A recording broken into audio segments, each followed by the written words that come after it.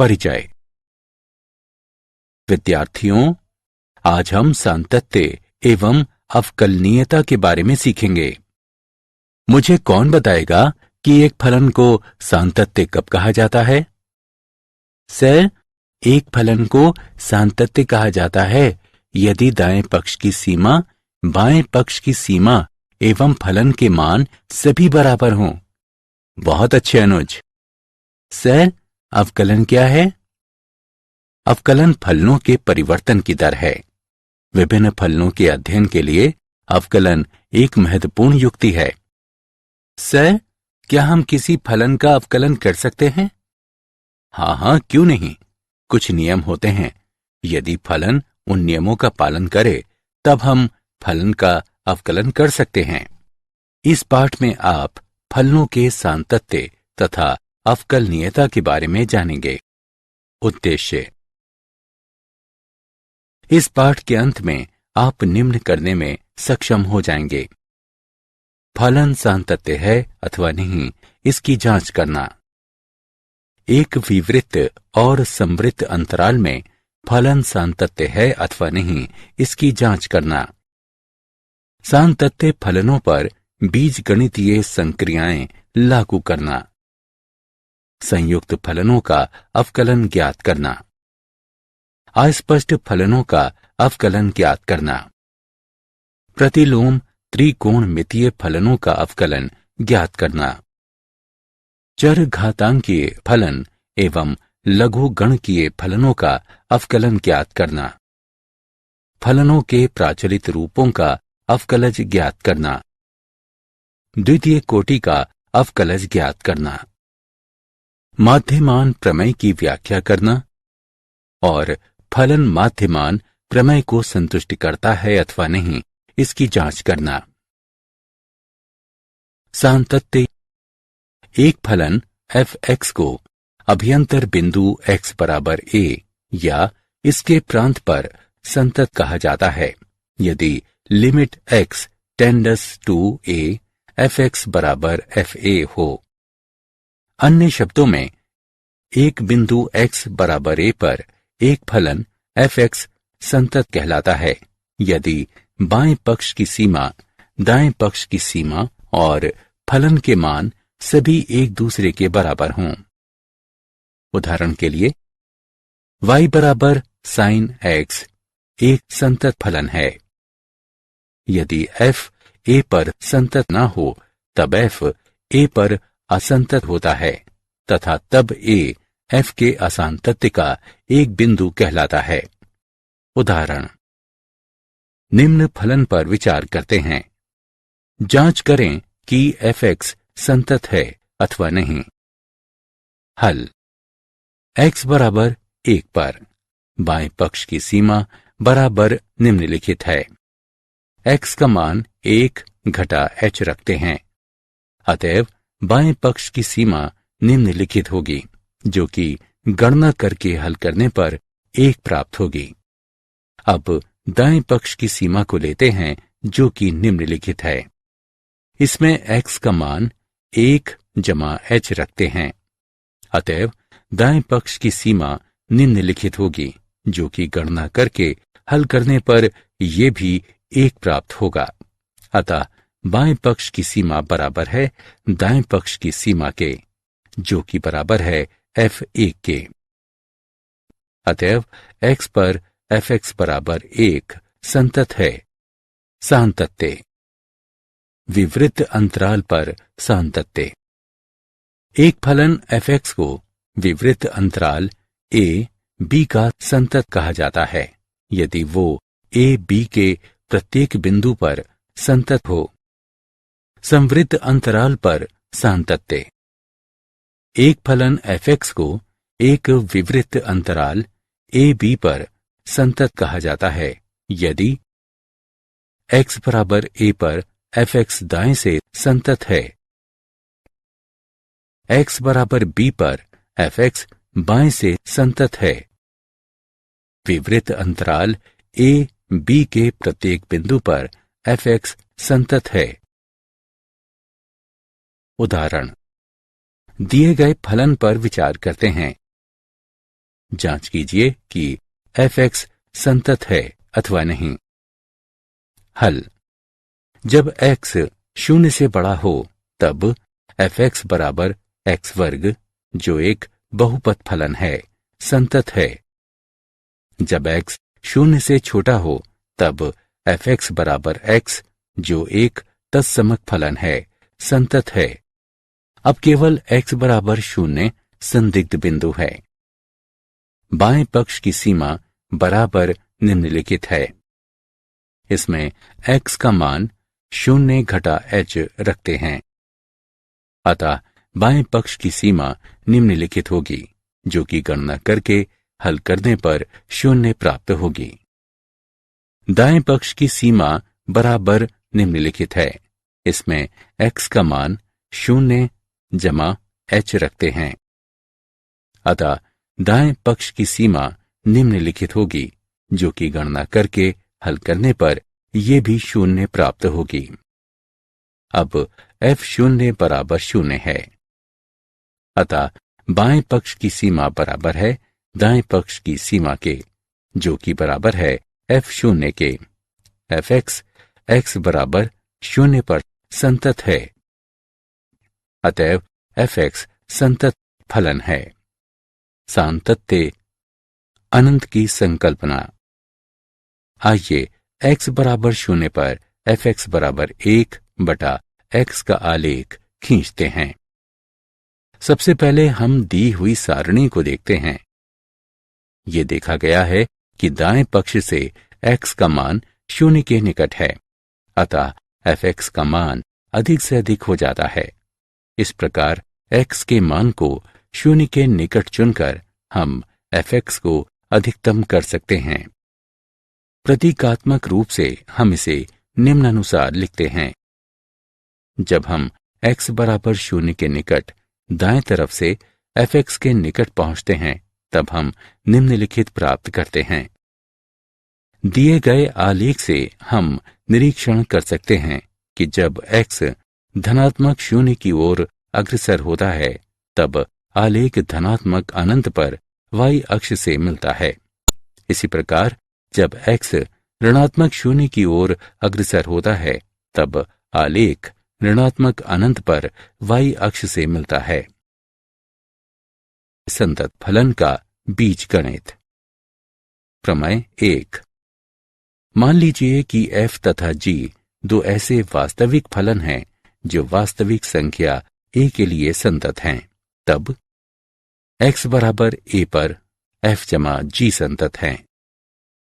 x बराबर a पर f घटा g संतत है।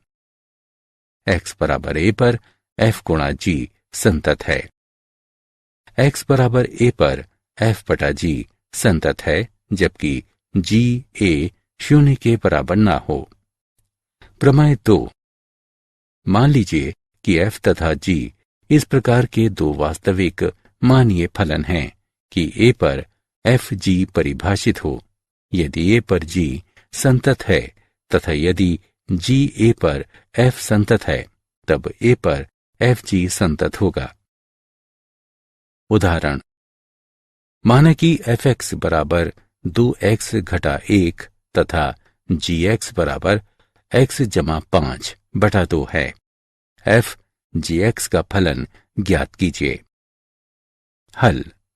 दिया है gx बराबर x जमा 5 बटा 2, इसलिए f gx बराबर है f gx के, जो कि गणना करके हल करने पर x जमा 4 के बराबर होगा। अवकलनीयता। माना कि f एक वास्तविक फलन है तथा a इसके प्रांत में एक बिंदु है।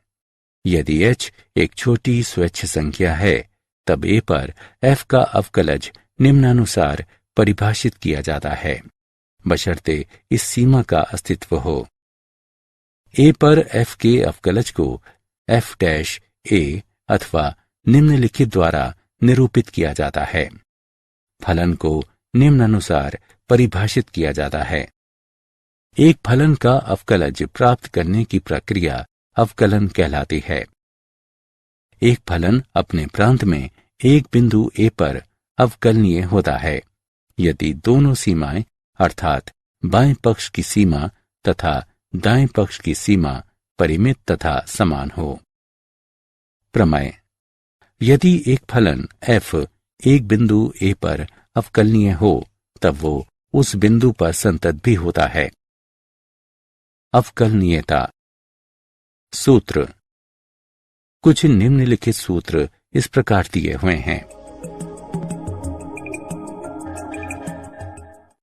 कुछ महत्वपूर्ण फलनों का अवकलन इस प्रकार दिया हुआ है।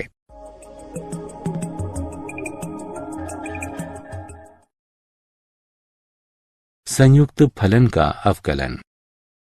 माना कि y बराबर ft और t बराबर gx है, जहां f और g दोनों अवकलनीय फलन हैं, तब y बराबर f gx x का एक फलन है तथा अवकलनीय भी है। हम लिख सकते हैं dy बटा dx बराबर dy बटा dt गुणा dt बटा dx। अवकलन की इस विधि को अवकलन के श्रृंखला नियम यानी चेन रूल के रूप में भी जाना जाता है। उदाहरण। निम्नलिखित फलन का अवकलन ज्ञात कीजिए। हल। दिया गया फलन दो फलनों का संयुक्त फलन है। माना कि t बराबर x वर्ग तथा v t बराबर cos t है। अब x के सापेक्ष t का अवकलन करने पर dt बटा dx बराबर 2x प्राप्त होगा। अब t के सापेक्ष vt का अवकलन करने पर dv बटा dt बराबर d बटा dt cos t बराबर घटा sin t प्राप्त होगा। अतः श्रृंखला नियम से df बटा dx बराबर dv बटा dt गुणा dt बटा dx बराबर घटा sin x वर्ग गुणा 2x प्राप्त होगा। t बराबर x वर्ग का मान रखने पर घटा sin x वर्ग गुणा 2x जो कि बराबर है घटा 2x sin x वर्ग गुणा 2x प्राप्त होता है। उदाहरण। dy बटा dx ज्ञात कीजिए जब x वर्ग जमा x वर्ग गुणा y जमा x गुणा y वर्ग जमा y घन बराबर 47 हो। हल। निम्नलिखित समीकरण दिया गया है। x के सापेक्ष अवकलन करने पर हमें निम्नलिखित प्राप्त होता है। dy बटा dx को छोड़कर दाएं पक्ष में पदों का स्थानांतरण करते हैं तथा बाएं पक्ष से dy बटा dx को उभयनिष्ठ लेने पर हमें निम्नलिखित प्राप्त होता है। प्रतिलोम त्रिकोणमितीय फलनों का आलेख। यहां दो आलेख दिए गए हैं। इनमें से एक साइन व्युत्क्रम x का आलेख है तथा दूसरा कॉस व्युत्क्रम x का आलेख है। उदाहरण। fx बराबर कॉस व्युत्क्रम x से दिए गए f का अवकलन ज्ञात कीजिए तथा मान लीजिए कि ये अस्तित्व में है। हल। माना कि y बराबर कॉस व्युत्क्रम x है, x बराबर कॉस y है। x के सापेक्ष दोनों तरफ अवकलन करने पर हमें dy बटा dx बराबर घटा 1 बटा sin y प्राप्त होता है। देखा गया है कि dy बटा dx परिभाषित है केवल यदि जब sin y शून्य के बराबर न हो, अर्थात y शून्य पाई के अंतर्गत है। यह इंगित करता है कि sin y शून्य से बड़ा है, अर्थात sin y वर्गमूल 1 घटा cos वर्ग y है। dy बटे dx बराबर घटा 1 बटे वर्गमूल 1 घटा cos वर्ग y जो कि घटा 1 बटे वर्गमूल 1 घटा x वर्ग के बराबर है। चर घातांकीय और लघुगणकीय फलन। चर घातांकीय फलन 10 के आधार वाला घातीय फलन साधारण घातीय फलन कहलाता है। x के सापेक्ष e की घात x का अवकलन e की घात x है, अर्थात d बटा dx e घात x बराबर e घात x है। अनंत श्रृंखला 1 जमा 1 बटा 1 क्रम गुणन जमा 1 बटा 2 क्रम गुणन जमा 1 बटा 3 क्रम गुणन जमा इत्यादि के योगफलन को ई से निरूपित किया जाता है। ई का अनुमानित मान 2.7183 होता है। ये एक अपरिमेय संख्या है। ई घात 0 का मान बराबर 1 होता है। आधार के रूप में इस ई का उपयोग करने पर हम घातीय फलन y बराबर e घात x प्राप्त करते हैं। इसे प्राकृतिक घातीय फलन कहा जाता है। y बराबर e की घात x तथा y बराबर x के लॉग के आधार पर e का आलेख परस्पर दर्पण प्रतिबिंब होता है। लघुगणकीय फलन x के सापेक्ष लॉग x का अवकलन 1 बटा x है, अर्थात d बटा dx लॉग x बराबर 1 बटा x है। लघुगणकीय फलन के गुणधर्म निम्नलिखित हैं। उदाहरण, x के सापेक्ष e की घात sin x का अवकलन ज्ञात कीजिए। हल, माना कि y बराबर e की घात sin x है।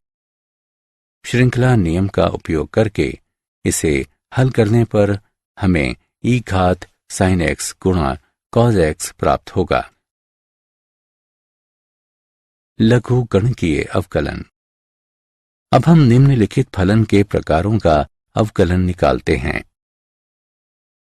सर्वप्रथम हम दोनों पक्षों पर लघुगणक लेते हैं तथा फिर x के सापेक्ष दोनों पक्षों का अवकलन करते हैं। अवकलन की यह प्रक्रिया लघुगणकीय अवकलन कहलाती है। उदाहरण, x के सापेक्ष x की घात x का अवकलन करते हैं। हल, माना कि y बराबर x की घात x है। दोनों पक्षों का लघुगणक लेने पर हमें log y बराबर x गुणा log x प्राप्त होता है। x के सापेक्ष अवकलन करने पर हमें 1 बटा y गुणा dy बटा dx बराबर x गुणा 1 बटा x जमा log x जो कि बराबर 1 जमा log x है। dy बटा dx बराबर y गुणा 1 जमा log x। इसे समीकरण 1 से चिन्हित करें। जैसा कि हम जानते हैं कि y बराबर x की घात x है, तो y का मान समीकरण 1 में रखने पर हमें dy बटा dx बराबर x की घात x गुणा 1 जमा log x प्राप्त होता है। मूल्यांकन।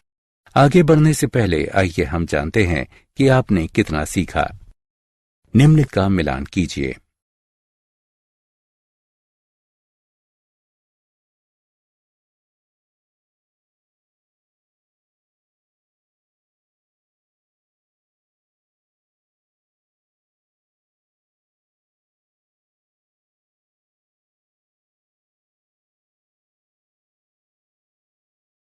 फलनों के प्राचलित रूपों के अवकलज।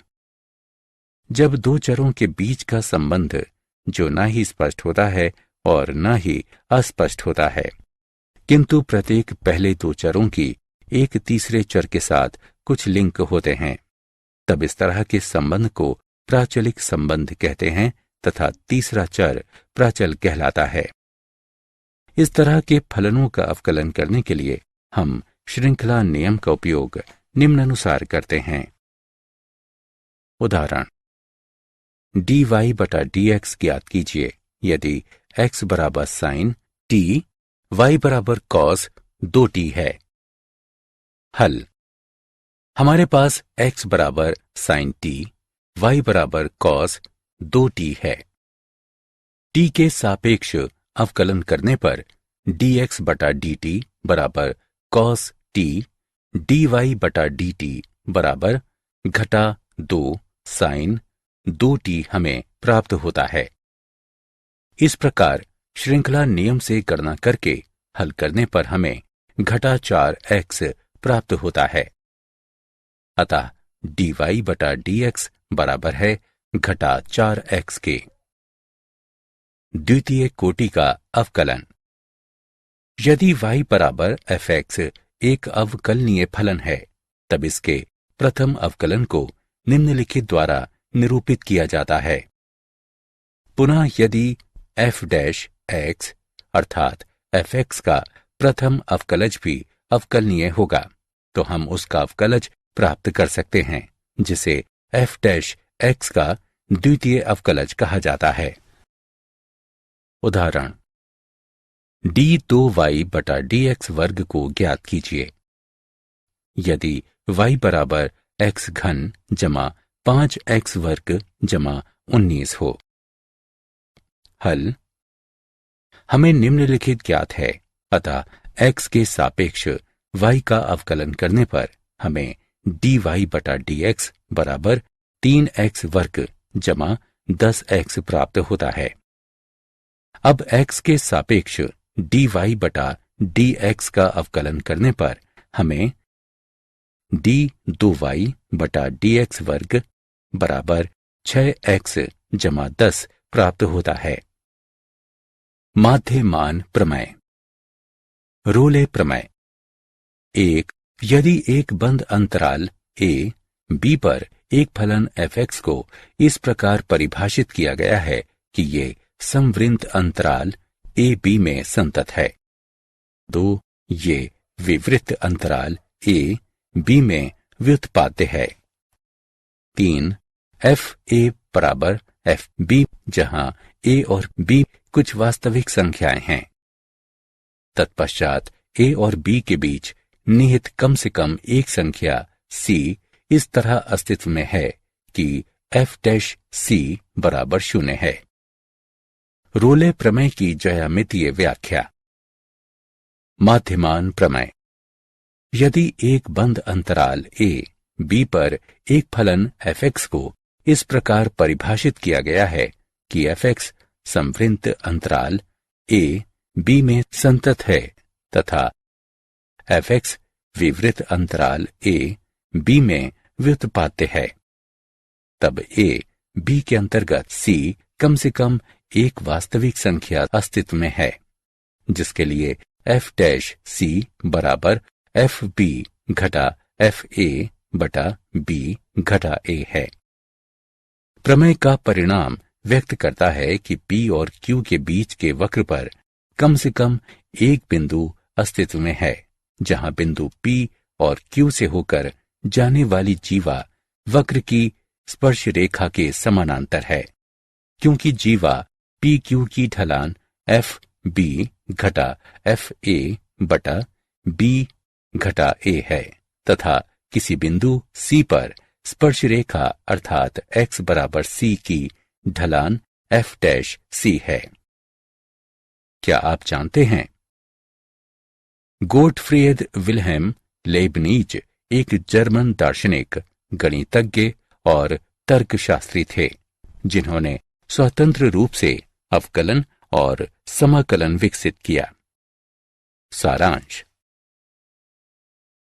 आइए हमने जो कुछ सीखा है उसे संक्षेप में दोहराएं। एक बिंदु x बराबर a पर एक फलन fx को संतत कहा जाता है, बशर्ते बाएं पक्ष की सीमा, दाएं पक्ष की सीमा तथा फलन के मान समान या बराबर हों। माना कि एक वास्तविक संख्या a पर f और g दो वास्तविक फलन संतत हैं, तब